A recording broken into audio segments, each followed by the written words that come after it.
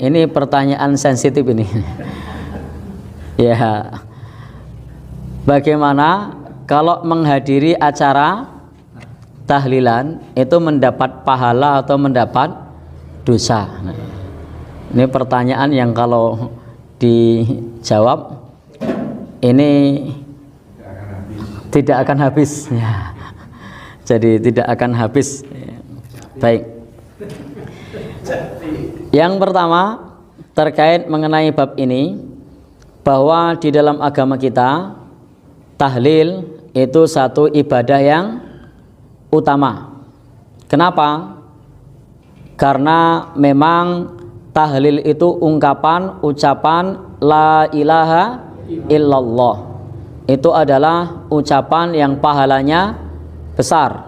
La ilaha illallah. Tiada sesembahan yang berhak disembah melainkan Allah. Dan ini adalah hakikatul dakwati rusul, hakikat dakwah para rasul. Itu adalah la ilaha illallah. Tidak ada sesembahan yang berhak disembah melainkan Allah Subhanahu wa ta'ala. Orang yang mengucapkan ini di akhir hayatnya insya Allah masuk surga. Man kana akhiru kalamihi la ilaha illallah dakhalal jannah. Barang siapa yang akhir perkataannya la ilaha illallah masuk surga. Bahkan ini adalah cabang keimanan yang paling tinggi, itu adalah la ilaha illallah. Itu terkait tahlil. Tetapi kalau yang dimaksud oleh penanya adalah tahlilan, ritual kematian, baik hari ke mulai dari berapa?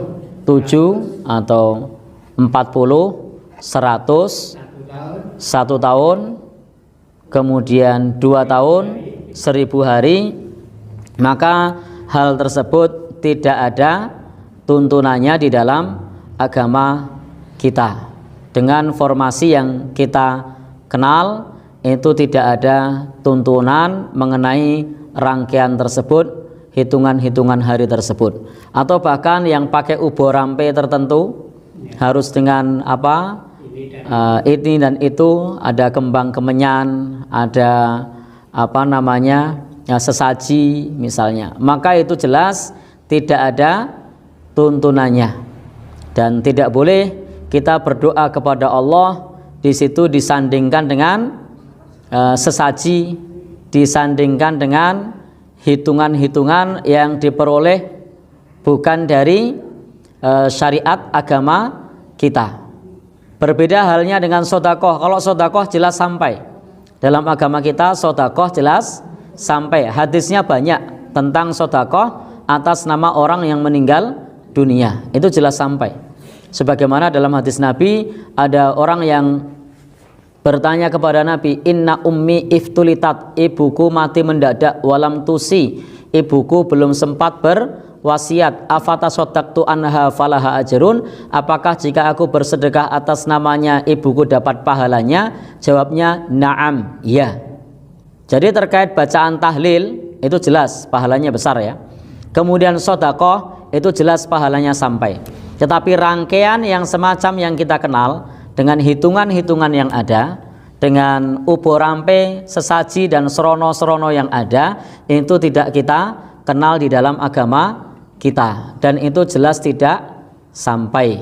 Itu jelas tidak sampai. Sebagaimana sabda Nabi, man amala amilan laisa alaihi amruna fahuwa raddun. Barang siapa yang beramal dengan suatu amalan yang tidak ada tuntunan dari kami, maka amalan tersebut tertolak. Maka amalan tersebut tertolak. Lalu bagaimana ketika kita hadir? Apakah berpahala atau tidak? Konsepnya adalah ketika kita melihat hal yang semacam itu, kita bukan hakim untuk menghakimi dia berdosa atau berpahala.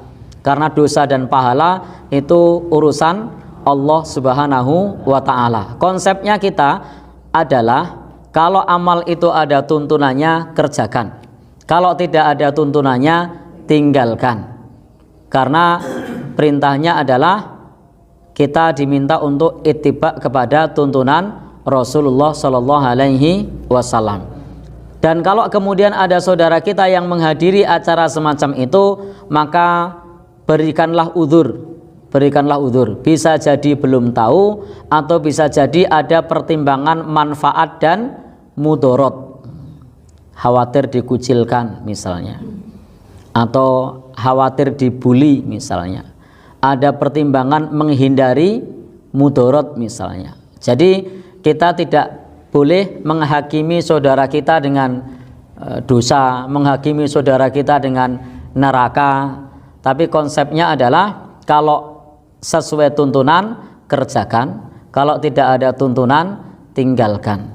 Karena urusan hisab, wa hisabuhum 'alallahi ta'ala. Hisabnya adalah urusan Allah Subhanahu wa ta'ala. Dan kita tidak tahu di balik orang yang menghadirinya itu bisa jadi ada alasan tertentu. Contoh tadi karena tidak tahu, atau ada pertimbangan manfaat dan mudorot sehingga kemudian hadir pada acara tersebut. Jadi tidak perlu kita untuk menghakimi dengan dosa atau pahala. Prinsipnya tidak ada tuntunan, tinggalkan. Dan mudah-mudahan ketika seseorang terjatuh dalam kekeliruan, Allah Subhanahu wa ta'ala mengampuninya. Dan hendaknya kita terhadap orang yang berbeda pandangan dengan kita, hendaknya kita tidak perlu untuk kemudian menghakimi dengan dosa, menghakimi dengan neraka. Artinya apa? Kita punya sudut pandang, saudara kita punya sudut pandang yang lain. Dalam pandangan kita bahwa acara semacam itu tidak ada tuntunannya dan tidak perlu kita amalkan. Adapun saudara kita yang punya pandangan yang lain, maka konsepnya adalah kita tidak menghakimi, tetapi kita mengamalkan sesuai dengan yang kita yakini. Yang kita yakini yang seperti itu tidak ada tuntunannya. Wallahu a'lam bishawab.